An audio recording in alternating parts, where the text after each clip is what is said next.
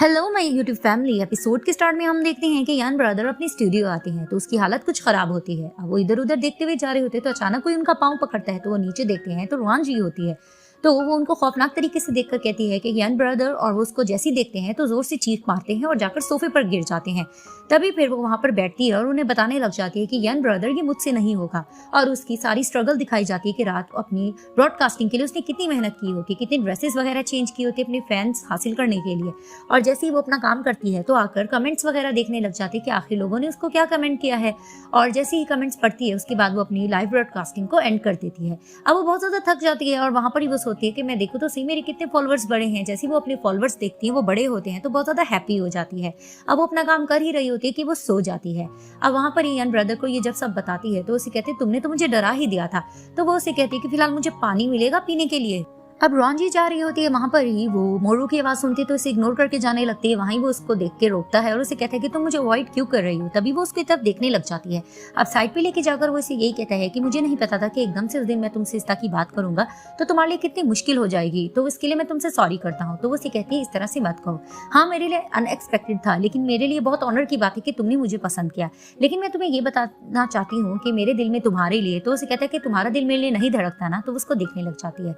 तभी फिर उसे कहता है कि इस वक्त ये कहना बहुत मुश्किल होगा, लेकिन मैं तुम्हें यही कहूंगा कि मैं तुम पे जबरदस्ती बिल्कुल नहीं करूंगा। जब भी तुम्हें दिल पर बोझ लगे और तुम अनईजी फील करो तो तुम यही समझना मैंने तुमसे कोई बात नहीं की। तभी वो इसे कहती कि तुम बहुत अच्छे इंसान हो। और तभी वो उसका सॉरी करती है तो वो उसके सर पे हाथ रख के कहते कि नहीं नहीं, मुझसे सॉरी मत करो। मैंने यही सोचा कि तुमने मुझे कितना अवॉइड किया और मुझसे तुम दूर रही हो, तो मैं इसी डिसीजन पर आया हूँ कि हम दोनों फ्रेंड्स रहेंगे।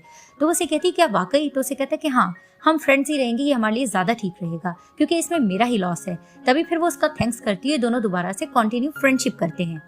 रियान जी और मोरू कुछ डिस्कस करते हुए जा रहे थे। जैसे ही कि जहान को देखती है रुआन तो वो मुड़ने लगती है और वहां पर ही मोरू उसका हाथ पकड़ लेता है और कहता है डायरेक्टर की गुड मॉर्निंग। और जैसे ही कि जहान देखता है तो वो थोड़ा जेलस होता है और वहां पर ही वो कहता है कि रुआन मेरे ऑफिस में आओ। अब जैसे वो इसके ऑफिस में जाती है दोनों खामोश बैठे होते हैं और वहां पर ही रुआन सोचने लग जाती है दिल में कि काश मैं ऑफिस ना आती। मैं अगर ऑफिस ना आती तो मैं इस तरह से की जहान को ना देखती, काश मैं आज इसको ना देख पाती। अब वो यही सोच रही होती है और की जहान उसे देख रहा होता है और उसके सामने बॉक्स रखता है और उसे कहते हैं ये तुम्हारे लिए। तो वो कहती है ये क्या है? तभी उसे कहती है तुम्हारे लिए गिफ्ट है। जैसे वो ओपन करती है उसमें नेकलेस होता है तो कहती है आई एम सॉरी कि मैं ये नहीं ले सकती, और वैसे भी इसकी ऑनर मैं नहीं हूँ। तो फिर वो उसे कहते हैं कि तुम्हारी डबिंग एक स्टूडियो भेजी थी, वो बहुत ज्यादा हिट गई है, इसलिए इसी खुशी में ये तुम्हारे लिए इनाम है, क्या तुम ये नहीं रखोगी? तभी फिर उसे देखकर कहती है तुम क्या कर रहे हो, मेरा एक बॉयफ्रेंड है, ये मैं नहीं ले सकती। तभी वो उसे कहते हैं कि मोरू है। तो उसे कहती कि नहीं नहीं, वो मेरा बॉयफ्रेंड नहीं है, मेरा कोई और बॉयफ्रेंड है, इसी वजह से तो मैंने मोरू को रिजेक्ट किया था। तभी फिर वो जल्दी से पूछते आखिर वो कौन है। अब उसे समझ नहीं आती वो क्या बहाना करे, तो लैपटॉप पे वो देखती है मास्टर का नाम। तभी वो कहती कि यंग मास्टर मेरा बॉयफ्रेंड है। तभी फिर वो मुस्कुराने लग जाते हैं। अब रॉन जी थोड़ी अपसेट होती है। टॉटो कहती है तुम्हें क्या हुआ है। तभी फिर वो उसको सब कुछ बता देती है कि मैंने की जान को बताया था कि यंग मास्टर मेरा बॉयफ्रेंड है। तभी फिर वो कहती क्या तुमने ऐसा कहा? तो उसे कहती हाँ, मैं बहुत ज्यादा मुसीबत में आ गई क्योंकि की जान ने मुझे कहा है कि यंग मास्टर से तुम मुझे कब मिलवा रही हो। तभी फिर वो बहुत परेशान होती है और हंसने लग जाती है टॉटो। तो उसे कहती तुम कैसी फ्रेंड हो, तुम्हें मेरी हेल्प करनी चाहिए और तुम हंस रही हो। तभी उसे कहती ठीक है, मैं कोई सोल्यूशन ढूंढती हूँ। तो अचानक उसे एक आइडिया आता है तो उसके कान में कहती है कि यंग मास्टर को आज तक किसी ने नहीं देखा, तुम किसी भी फेक बंदे को जाकर की जान से मिलवा दो। तभी फिर वो कहती है कि तुम ठीक कह रही हो, वहां पर ही वो एक बंदे को कॉल करके अपॉइंटमेंट ले लेती है और वहीं वो टॉटो को कहती है कैसा रहा मेरा प्लान। अब रॉन जी की जान को मैसेज करती है कि आज 3 बजे होटल में यंग मास्टर के साथ मेरी डेट है तो तुम आ जाना। तो उसका मैसेज पढ़कर थोड़ा सा शॉक्ड होता है। इधर से दिखाते हैं कि रोहान जी एक बंदे के साथ बैठी होती है। तभी फिर वो बंदा बहुत ज्यादा बातूनी होता है, वो अपनी ही बातें करने लग जाता है। पहले वो तारीफ करते रोहान की कि तुम दिखने में ज्यादा ही खूबसूरत हो। तभी फिर वो बातों तुम्हें ये भी पूछता है कि तुम सेलिब्रिटी हो ना, तुम लाइव ब्रॉडकास्टिंग करती हो। तो वहां पर ही रोहान कहती है हाँ। तभी फिर उसे कहने लगता है कि नहीं, मेरी मॉम को भी इस तरह की लड़कियां पसंद नहीं और ना ही मुझे। लड़कियों को थोड़ा घर बैठना चाहिए, इस तरह से पब्लिक में नहीं अपना फेस दिखाना चाहिए। अब वो अजीबोगरीब बातें कर रहा होता है। तभी वो उसे कहती है कि तुम मिसअंडरस्टूड कर रहे हो, लेकिन वो उसकी बात नहीं सुन रहा होता और अपनी ही प्लानिंग कर रहा होता है। वहां पर ही वो शादी से लेकर भी बातें करने लग जाते हैं और बच्चों की प्लानिंग करने लग जाते हैं। तब भी वो इसे कहती है तुम मिसअंडरस्टूड कर रहे हो, बहुत ज्यादा आगे की सोच रहे हो। अब वो एज को लेकर भी थोड़ा सा कमेंट्स करने लग जाता है कि लड़की को जल्दी शादी कर लेना चाहिए, मेरी तो क्वालिफिकेशन इतनी ज्यादा अच्छी है कि मैं किसी भी लड़की को ढूंढ सकता हूँ, लेकिन तुमने शादी में इतनी ज्यादा लेट क्यों कर रही हो। और वो बहुत ज्यादा बातें कर रहा होता है जिससे ये इरिटेट भी हो रही होती है। और जब वो एज को लेकर ज्यादा ही घटिया कमेंट्स कर रहा होता है तो वहां पर ही रोहान को गुस्सा आने लगता है।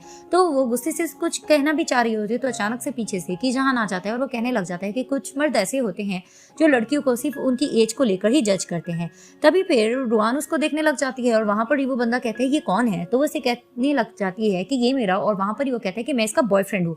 तभी फिर वो बंदा कहता है कि मेरी मॉम ने ठीक कहा था कि तुम जैसी सेलिब्रिटीज इस तरह की होते, तुम लोग सिर्फ झूठे होते, जब तुम्हारा कोई बॉयफ्रेंड था तो तुमने मुझे यहाँ क्यों बुलाया। तभी फिर रुआन उसको बातें सुनाने लग जाती है कि तुम बहुत ही घटिया इंसान हो, तुम क्वालिफिकेशन की बात करते हो ना, लेकिन तुमने अपने आप को कभी शीशे में देखा है, तुम किस तरह की बातें करते हो, और वैसे भी तुम्हारी फैमिली और मॉम मुझे पसंद नहीं करती तो ये मेरे लिए बहुत ज्यादा खुशी की बात है, और अगर तुम भी मुझे पसंद करने लग जाओ तो ये मेरे लिए बहुत ज्यादा इंसल्ट होगी। वहां पर ही कीजान कहता है कि मैं भी इसको कुछ वर्ड्स कहना चाहूंगा कि इस माशरे में सब लोग बराबर होते हैं और किसी के प्रोफेशन पर नहीं जाना चाहिए, और मेल और फीमेल सब इक्वल होते हैं। तभी वो कहते हैं रुआन मैंने बिल पे कर दिया, चलो यहाँ से। तभी फिर वो बंदा इनको पीछे से सुनाने लग रहा होता है तो अचानक से कीजान उसे कहता है कि बस कर दो, जब भी तुम न्यू ड्रेस पहना करो तो अपने टैग उतारना मत भूला करो। वो इसकी ऐसी इंसल्ट करता है और वहीं रुआन को लेकर बाहर चला जाता है। अब कीजान रुआन को बाहर लेकर आता है तो बाहर आकर वो उसे कहने लग जाती है आई एम सॉरी, मैंने तुमसे झूठ बोला। तो वो उसे कहते हैं मुझे पता था ये यंग मास्टर नहीं है। तो वो उसे कहती है कि ये यंग मास्टर हो भी कैसे सकता है, लेकिन उस दिन मैंने तुमसे झूठ बोला था, इसलिए इस एम्बैरेसमेंट से बचने के लिए मैंने इसको डेट के लिए फिक्स किया कि ये यंग मास्टर की एक्टिंग करे। तभी फिर उसको गुस्से से देखकर कहता है कि एक अजनबी इंसान को जो बहुत अजीबो गरीब है उसको तुमने डेट के लिए फिक्स किया सिर्फ मेरे सामने जताने के लिए। तभी वो चिल्ला के कहती है हाँ यही सब कुछ मैंने किया सिर्फ तुम्हारी वजह से, एक स्टूपिड इंसान को मैंने डेट के लिए फिक्स किया क्योंकि मुझे तुम्हारी समझ तो आ नहीं रही, मैं कुछ भी करूँ तो तुम मुझे वैसे भी क्रिटिसाइज करोगे, और तुम्हारी लाइफ में लिंचिंग लव है भी, लेकिन उसके बावजूद भी तुम अजीबो गरीब हरकत करते हो और अजीबो गरीब बातें करते हो जिससे अवॉइड करने के लिए मैंने ये सब कुछ किया। तभी वो उसे देखकर कहता है कि तुम मुझसे इतनी नफरत करती हो। तो उसे कहती है कि हाँ मैं तुमसे बहुत ज्यादा नफरत करती हूँ क्योंकि मुझे नहीं पता तुम्हारे माइंड में क्या चल रहा है और ना ही मैं इसे जानना चाहती हूँ, लेकिन तुम बहुत ही ज्यादा वियर्ड बिहेव कर रही हो जिसे मैं समझ नहीं पा रही हूँ। जब तुम्हारा दिल चाहता है तुम आ जाते हो, जब तुम्हारा दिल चाहता है तुम चले जाते हो, ना ही तुम किसी को कुछ बताते हो। तो इस चीज को मैं क्या समझूं, और जिस तरह की तुम हरकतें कर रहे हो उससे मैं सिर्फ कंफ्यूज हो रही हूँ और तुम्हारी इन्हीं हरकतों से मुझे सिर्फ नफरत हो रही है। अब जिस तरह से वो इसको ये बात करती है तो उसको हैरानगी से देखने लग जाता है और उसे बातें सुनाकर चली जाती है। इधर से कीजान अपने घर होता है, वो अपनी अलमारी खोलता है तो उसमें एक डायरी निकालता है, उसमें रुआन की पिक्स होती है। तो उसको देखकर वो फ्लैशबैक में सोचने लग जाता है कि ये पिक उसने उस तरह से इसकी ली थी।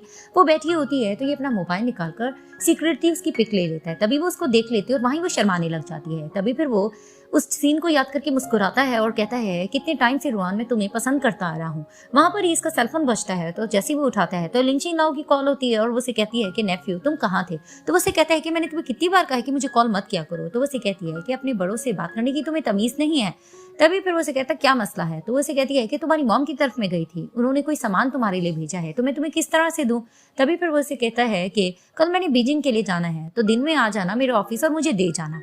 इधर से दिखाते एक लड़की ऑफिस से काम करके जा रही होती है लेट नाइट। तभी एक डाकू किस्म का बंदा पीछे खड़ा होता है और वो उस पर हमला करता है। अब यन ब्रदर सबको यही बता रहे होते हैं कि हमारी कॉलीग पर डाकू ने हमला किया था, वो रात लेट जा रही थी तो तुम लोग भी लड़कियों जरा एहतियात करना। वहां पर रुआन आके कहती तुम लोग क्या डिस्कस कर रहे हो, और यन ब्रदर उसे बताने लग जाती हैं कि हमारी कॉलीग के साथ इस तरह से वाकया पेश हुआ है तो तुम लोग भी थोड़ा एहतियात करना। फिलहाल तो डायरेक्टर की ने उसको छुट्टी दे दी है, शुक्र वो सेव है क्योंकि वो वहां से भाग गई थी। तभी रुआन यही सोचते हुए जा रही होती है तो यन ब्रदर उसे कहते हैं कि तुम्हारी लाइव ब्रॉडकास्टिंग भी लेट होती है तो तुम जाते वक्त थोड़ा एहतियात करना। अब इधर से डायरेक्टर की डांट रहे होते हैं यन ब्रदर को कि एक प्रोजेक्ट में तुम लोग इतने ज्यादा स्लो क्यों जा रहे हो, और वहां वो उनको तसल्ली दे रहे होते हैं कि सब कुछ ठीक हो जाएगा, और रुआन ये सब कुछ सुन रही होती है। तभी यन ब्रदर उसके पास आते हैं, उसे कहते हैं चलो अंदर, डायरेक्टर की बुला रहे हैं। अब वो बहाना भी कर रही होती है लेकिन वो उसे कहते कि नहीं चलो हमें उनकी बात सुनना होगी। जैसे ही वो अंदर जाते हैं तो डायरेक्टर की इनको बहुत ज्यादा डांट रहे होते हैं कि तुम लोग इतना ज्यादा लेजी इस प्रोजेक्ट में क्यों हो। यन ब्रदर कहते हैं कि आप परेशान मत हो, आपको हम लोग तुरंत काम करके दे देंगे। तभी फिर वो उसे कहते हैं कि एक्सक्यूज करने की जरूरत नहीं है, मुझे 20 एपिसोड हर हालत में चाहिए। वहां पर रुआन थोड़ा शॉक्ड हो जाती है कि 20 एपिसोड्स। तो उसे कहते हैं कि मैं वापस आऊंगा तो मुझे ये एपिसोड्स मिलने चाहिए, और वहां पर रुआन का मुंह बन जाता है। अब रॉन जी कहने लग जाती है मोरू से कि कितना अजीब इंसान है, इसे पता भी है कि 20 एपिसोड की डबिंग इतनी ज्यादा आसान नहीं है, फिर भी इसने हमें काम दे दिया है। एक बार मेरे 1 मिलियन फॉलोवर्स तो हो जाएं तब मैं इसको बताऊंगी, मैं इसकी तरफ देखूंगी नहीं। तभी मोरू उसको इशारा करता है कि पीछे देखो। तभी वो देखती है कि लिंचिन लाओ स्कार्फ कहती है कि ये देखो ये तुम्हारी मॉम ने भेजा, और वो पहनाने लग जाती है कि जहान को। और जैसे ही ये देखती है तो थोड़ा जेलस होने लग जाती है। अब दोबारा से वो उनको देखती है तो लिंचिन लाओ उसको ऑरेंज खिलाने लग जाती है, जिसे देखकर वो फिर अपसेट होती है। वहां पर ही कुछ लेडीज आकर बैठती है और डिस्कस करती है कि ये देखो, ये डायरेक्टर की गर्लफ्रेंड है, कितनी अच्छी लग रहे हैं दोनों, कितने खूबसूरत हैं। तो वहां पर ये थोड़ा और जेलस होने लग जाती है। वहीं मोरू से कहता है कि हमने कंसर्ट के लिए कुछ डिस्कस भी करना है, तो हम मीटिंग कब करें? वैसे भी मैं तुम्हें दिन रात काम करता हुआ देख रहा हूँ, तो क्या तुम हैंडल कर पाओगी? तभी फिर वो उसको बताती है कि फिलहाल मेरे घर में इंटरनेट कनेक्शन नहीं है, जिसकी वजह से मुझे लाइव ब्रॉडकास्टिंग यहाँ स्टूडियो में ही करना पड़ता है। तभी फिर वहां पर पीछे से देखने लग जाती है लिंची लाओ रुआओ को, और वहां पर ही वो कहने लग जाती है की जहान को कि उसको देखो तो सही, तुम अपना चेहरा भी देखो, कितना अनफ्रेंडली लग रहा है, तुम्हें अच्छा नहीं लग रहा ना वो किसी हैंडसम लड़के के साथ बैठकर खा रही है। तभी फिर वो से कहते हैं ये तुम्हारा मसला नहीं है। तो वो से कहती है तुम अपने चेहरे की तरफ तो देखो, जब भी मैं तुम्हारे साथ बैठकर बिजनेस की कोई बात करती हूँ तो तुम मुझसे बात ही नहीं करते हो। जब तुम अपनी अना को साइड पर रखकर कुछ एक्सप्लेन करोगे तो ही मैं तुम्हारी हेल्प करूंगी ना। तभी फिर वो वहां से उठ के जाने लगता है, तो वो पीछे से कहती है मेरी बात कंप्लीट नहीं हुई। अब वो जैसे ही जा रहा होता है तो रुआन उसे देख लेती है, और वहां पर ही वो भी कहती है मोरू से कि मुझे भी काम करना है, मैं जा रही हूँ। वहां से चली जाती है। अब कुछ कॉलीग्स ऑफिस के बाहर खड़े होते हैं, तो वहां पर ही यन ब्रदर आते हैं और उन्हें कहने लग जाते हैं मैंने तुम लोगों से कहा था ना कि थोड़ा एहतियात करो, इर्द गिर्द डाकू फिर रहे हैं, कोई प्रॉब्लम हो सकती है। तभी वो से कहते चलो हम साथ घर चलते हैं। फिलहाल तो रुआन नहीं आ सकती क्योंकि उसने ब्रॉडकास्टिंग करनी होती है, लेकिन वो थोड़ा एहतियात कर लेगी। अब उनसे ये बातें करते हुए जा रहे होते हैं, इधर से दिखाते हैं कि रुआन अपनी लाइव ब्रॉडकास्टिंग करते हुए आ रही होती है और वो अपने ऑफिस चली जाती है। जैसे ही वो अंदर जाती है तो दिखाते हैं कि अजनबी बाहर खड़ा होकर उसे देख रहा होता है जैसे कि कोई डाकू हो, और यहाँ पर ये पार्ट एंड हो जाता है।